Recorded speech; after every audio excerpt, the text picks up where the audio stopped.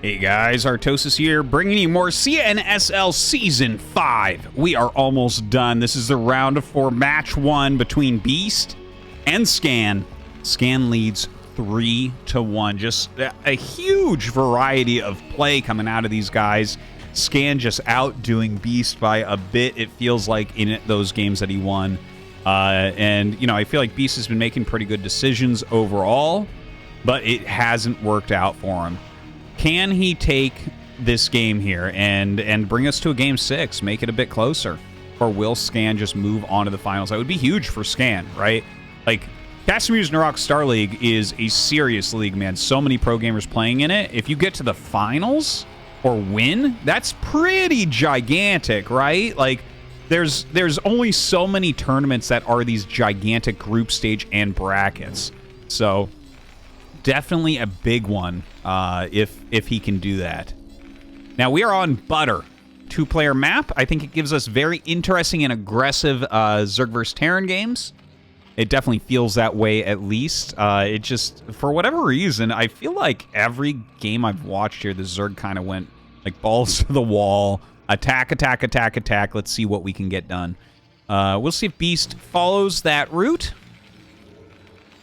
And while we kind of wait for the game to get going, thank you for checking out ArtosisCasts. Please make sure you do subscribe. And if you want to support, there is a Patreon, patreon.com/Artosis. A lot of people already have, so thank you guys so much for the support on that. Lots of great things coming to ArtosisCasts in the future. All right, so looks like a barracks expand out of Scan, very standard. Hatchery first instead of that 9 pool that we saw on Vermeer. And yeah, the 9 pool, it's too bad. It could have done a bit better from Beast in the previous game. But, you know, such is life. This occurs. Scan getting up here. He'll see the timing of that. And, of course, he can go ahead and make the command center right away if he'd like. Instead, he is making a depot here. So I'm actually a little bit surprised. Like, it's okay. There's nothing wrong with this. Most pros, if they scout Zerg first, and this happens obviously a lot on 2-player maps, and see that it's hatchery first, and you can simply tell by when you send your scout and how much health it has. A lot of times they'll skip the second depot because there's no possibility of attack and just make the command center. I personally like the double depot, but yeah, most pros do go the other way around. So, Scan going ahead and expanding. This one Marine went out to kind of check on possible incoming Overlord. And, well, no real damage to this Overlord, right? Like, you're poking it a little bit, but I'm fairly certain there's a place that you can float, like, right about there where you can't be hit. Yeah, maybe there's a wider area. Maybe it's like this box or something like that. Second barracks being made at the front. Very nice wall. On this position, it's especially good because the Marines pop out on the inside, but one of the problems with Butter defending it against Zerg is how wide open the natural is. There's no good SimCity with a bunker because, like, let's say you put, like, the bunker up here, it gets surrounded. You put the bunker back here, it's easy to run around. You put the bunker over here, the mineral line gets harassed. You put the bunker over here, they just run this way.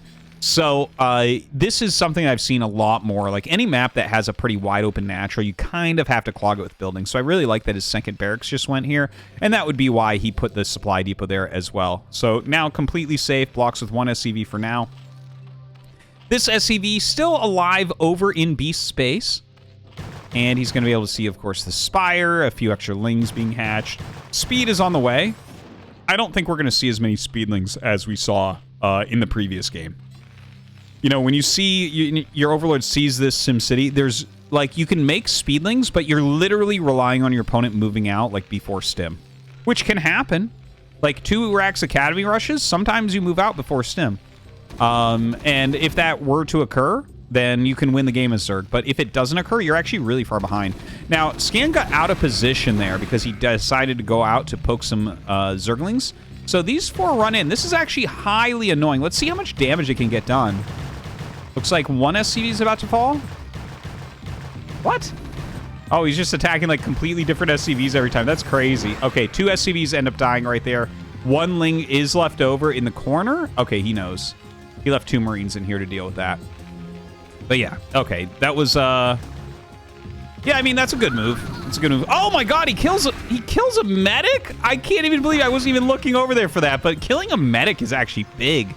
Your medics are... You would think that 50 minerals and 25 gas isn't that much, but the medics are things that you really want to keep alive. A lot of times you'll decide whether a battle went well for you or not, whether you got your medics out, because they do take that longer build time, and in the early game, 25 gas does make a huge difference. You're very, very tight on gas until you have 2 gases going, 2 unstarted, and a radiate started. In standard Terran versus Zergs, you're low on gas until that, and then you start to bank up. But yeah, it's every bit of gas is pretty important. Now, looking over on Beast's side of the map, he has taken a fast third, very, very standard with his opener. We have 4 mutas flying across the map, more being made, +1 attack coming up. So definitely wants to be pretty aggressive harassment-wise with these mutalisks. The 4 mutas see the Marines and medics. Range is almost done, but not quite. Now, range is really when you can start fighting mutas in big clumps, but like 6 mutas is not scary anyways. You're completely fine against that.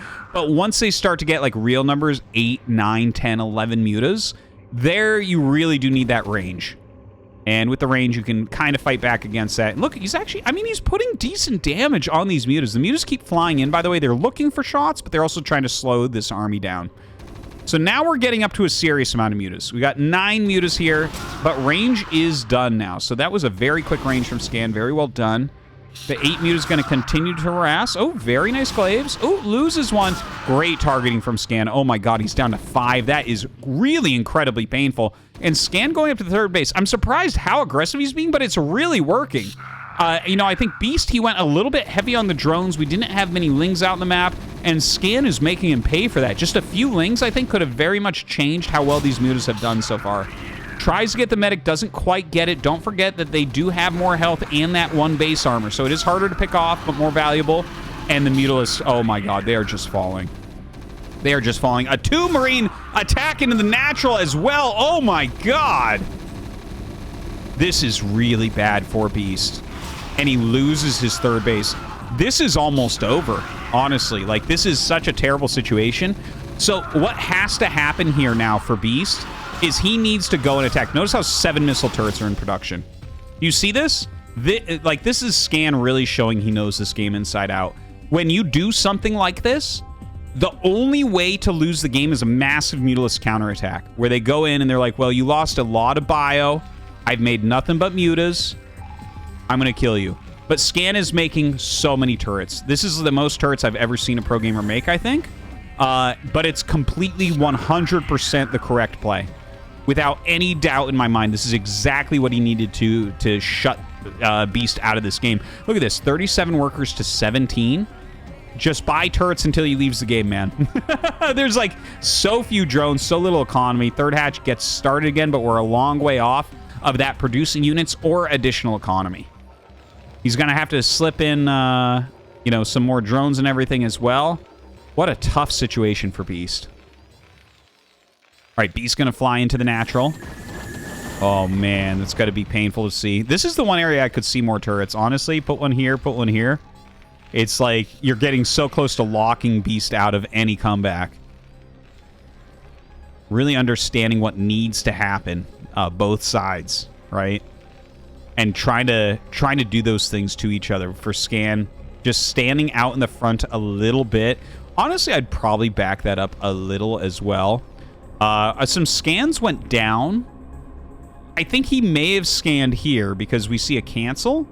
So now Beast is just making mass sunken. So let me tell you about this strategy, what we see going on here. See how the mutas are starting to dive on the turrets? Now, no matter how many turrets you make, like, unless this whole base, like, all of that was turrets, the mutas can kill them, okay? So this is actually a real strategy where you cancel a 3rd and you may make mass sunken, so when Terran counterattacks you, they can't break you. And then you just dive with your mutas and go for the main. And that's exactly what he's doing. This is a very smart move, but does Scan have enough to break 4 sunken colonies? These are not super well placed. If he had 5, I would say he'd hold 100%. As is, I'm not 100% sure. But it's going to come down to this. If Scan breaks the sunkens, he wins. If he doesn't, then it's a real game once again. So comes in, and the Marines really plow down that first sunken, losing very little, targeting down the 2nd. The mutas fall as well. Up come the rest of the mutas here from Beast. He jumps onto those Marines, but he's just late. And oh my god, the Marines decimate everything. GG Scan goes to the finals.